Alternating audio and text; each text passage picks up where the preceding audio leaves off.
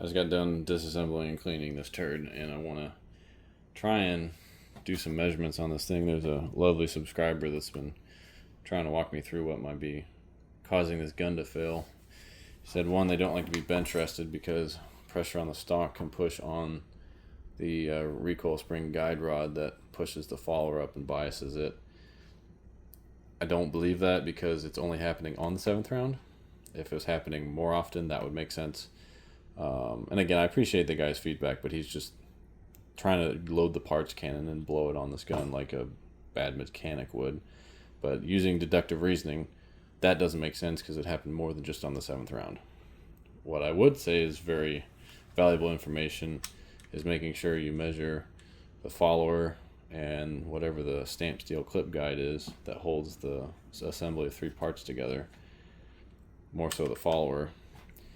But I'm pretty sure the issue is the tension upwards on this follower is inconsistent because there's only one spring in the gun. And I think it's an anomaly of trying to find the correct spring rate where the gun cycles fully, which this gun barely cycles fully because it's a brand new heavy recoil spring.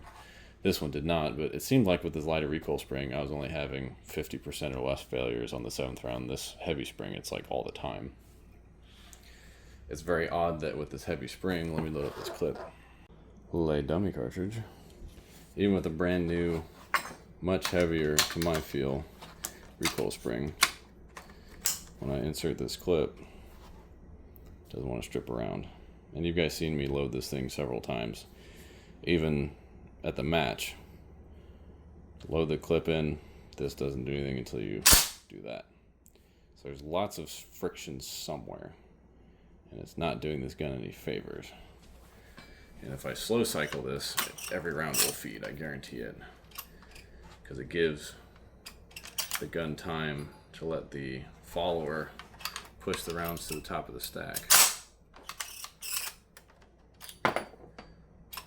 You see, until I reach the bottom dead center, the follower doesn't push the round all the way up. So let me see if I can short stroke this and cause a malfunction. So if this short strokes,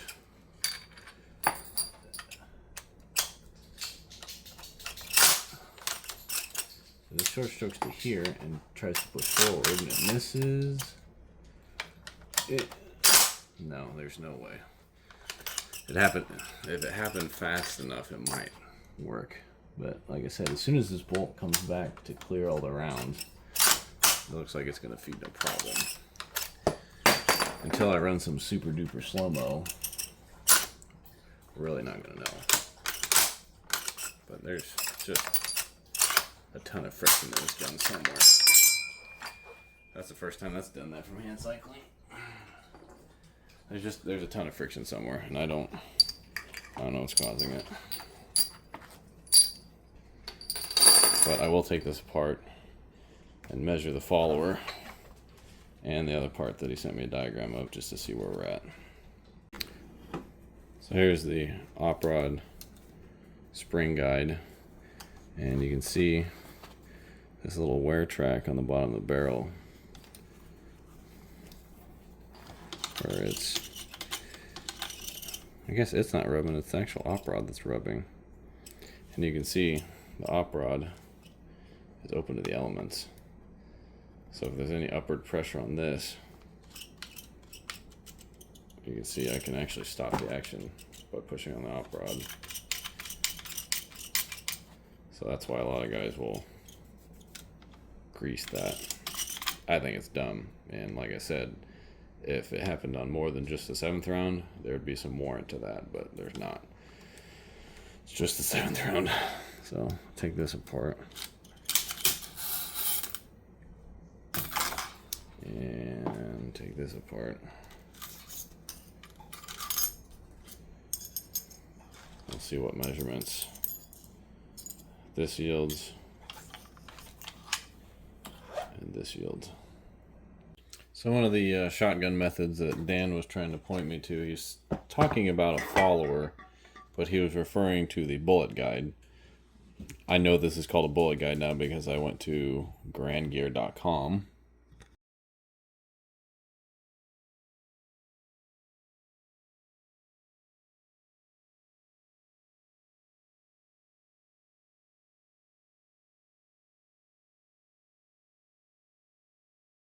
And grandgear.com has the picture that he sent me, was to make sure A, this is notched here, B, this cutout, some of them end and it's skinny up here and it's fat down here. This one's all the way cut out. And then I called this a stamping, but looking at it, what confused me and made me pause the first time I looked at it, you can see there is a blind hole there, but it kind of looks like a forging because I couldn't find that blind hole. And reading on the website and watching a couple videos, these were forged and stamped. But this needs to be 179 thousandths plus or minus 3 thou. And it is.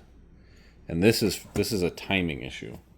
Didn't know there was timing associated with this gun, but what I've learned was you can insert the clip, and the way this is oriented in the gun, apparently this can knock the bolt forward before the clip locks in to one of these little notches.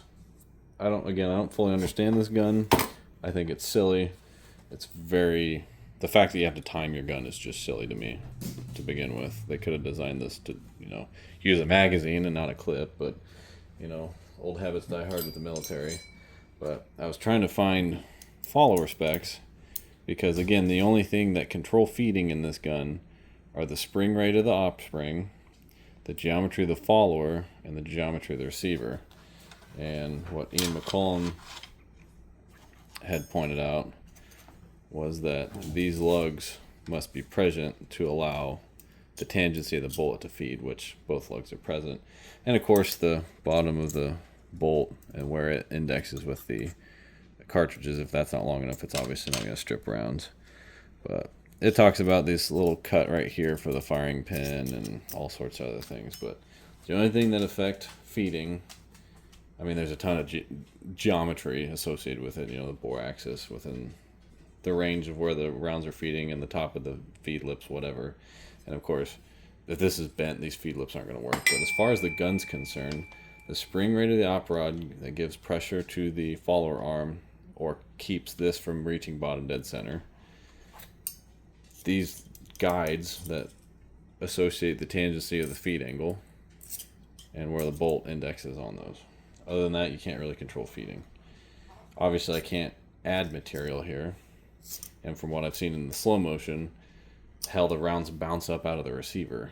So I guess the only thing I can do is do what most guys say and try and take the friction out of the system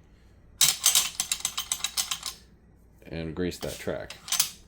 Because there's no way to remove friction from the system otherwise, because as far as I'm concerned, if I take this out, there's no friction here. This is free to move.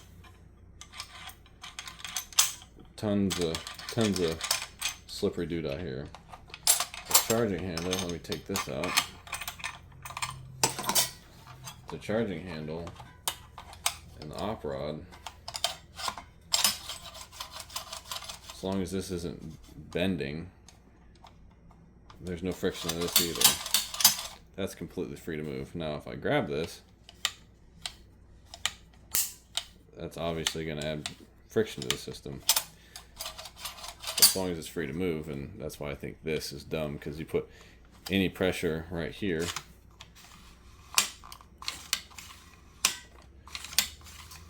and this is tapered in such a way that the further it gets into battery, the more pressure is added. So just looking at this objectively, the only thing I can do is make sure this is not touching anything, which it's not. The stock here is where I'm bench resting, and maybe grease this so that if this ever rubs, well, that's weird, it even has a little shelf that it drops down into. You can hear that click. This is a shelf, so it's like a delay even. Huh, never would have guessed that. But yeah, there's like a delay built into this gas system. Strange. That's very odd. Okay, well, that's a thing that I didn't know about. put this thing back in here.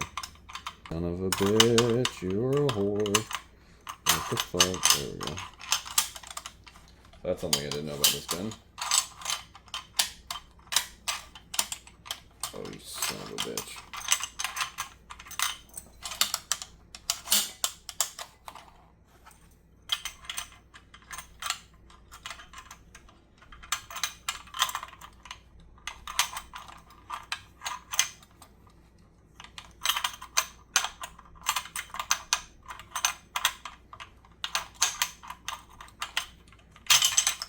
Turd.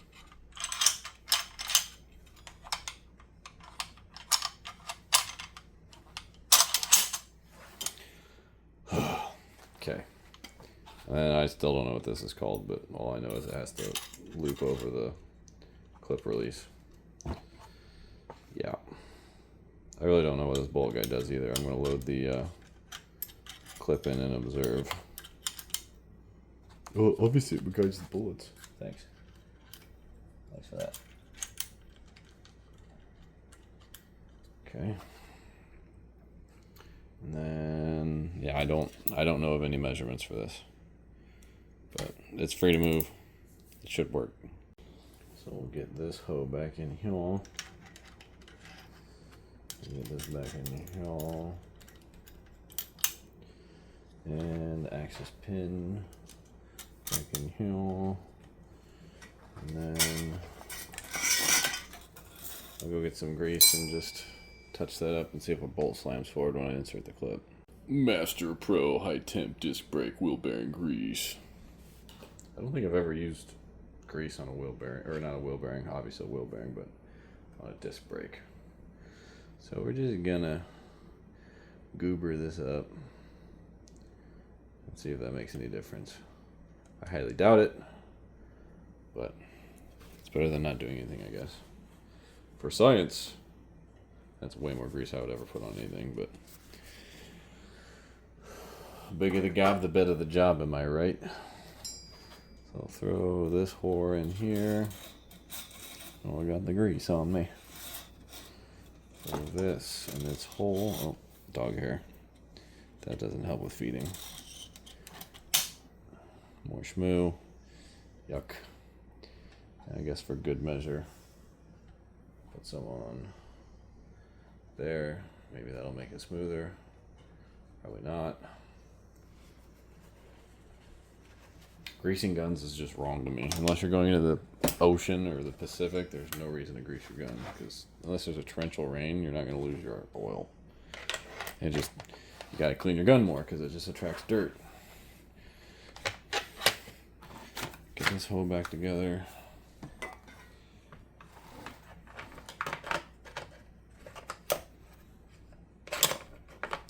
Come on, you slut. There we go.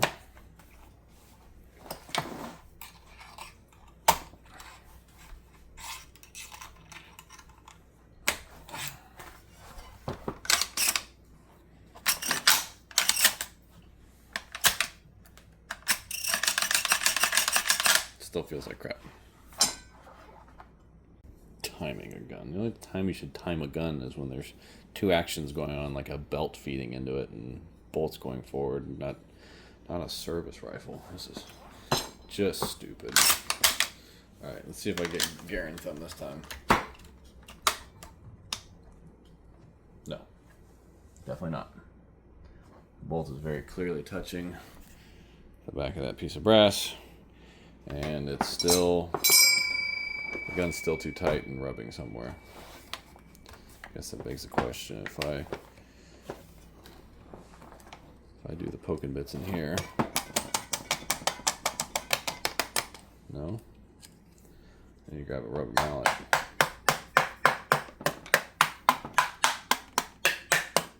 Yeah. Twist the stock, twist the handguard. Poke the op rod. Yeah, no, this gun's it's just really, really, really, really tight. Locked it all the way back. I guess that is all the way back? Question mark? This is very clearly seated all the way. I lied. That wasn't. Yeah, the bolt wasn't all the way back. Okay. I don't know if we're onto something, but it's definitely different.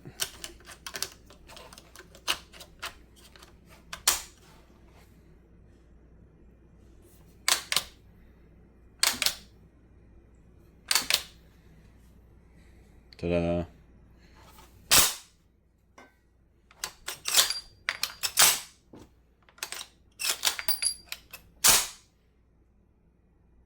Okay, it's kind of better.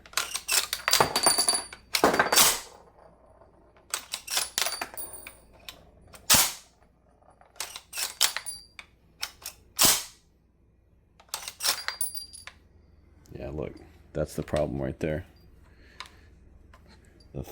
The round's not touching the top of the feed lip, and it's just in there all loosey-goosey.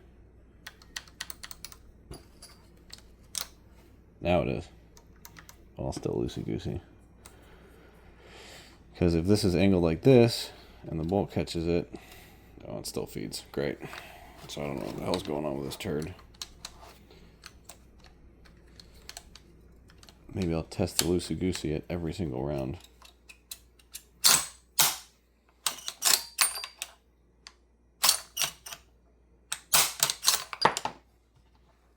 Okay. Interesting. Try it again.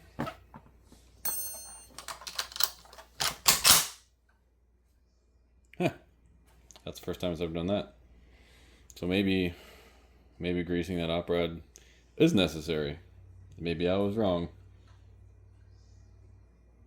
Regardless, this gun is dumb. So there's the first round. That's not loosey-goosey at all on the left side.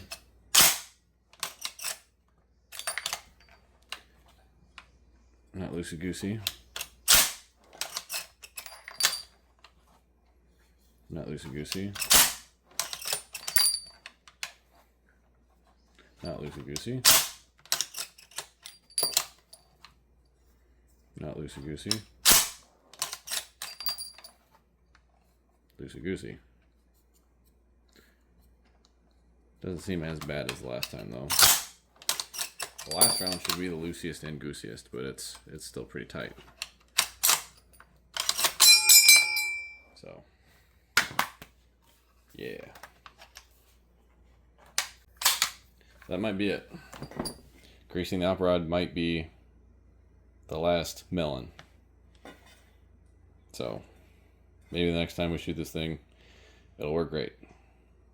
The next time I'm also going to up my velocity by keeping the pressure the same. I'm using a much slower burning powder. So we should be pushing 2,900 feet per second, which is usually not okay with these guns.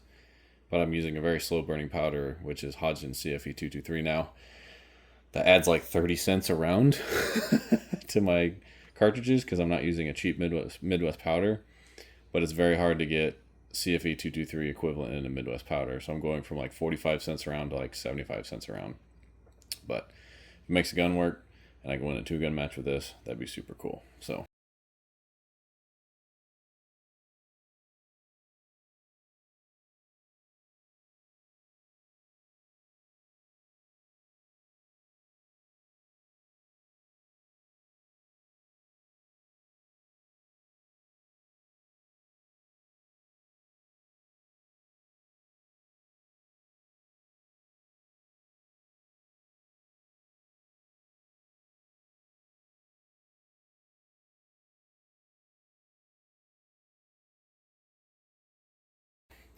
we might be onto something here by greasing that op rod, but who knows? We'll see. Thanks for watching the Struggle Bus channel. I'm your host, Captain Struggle Bus. Good night. And just for reference,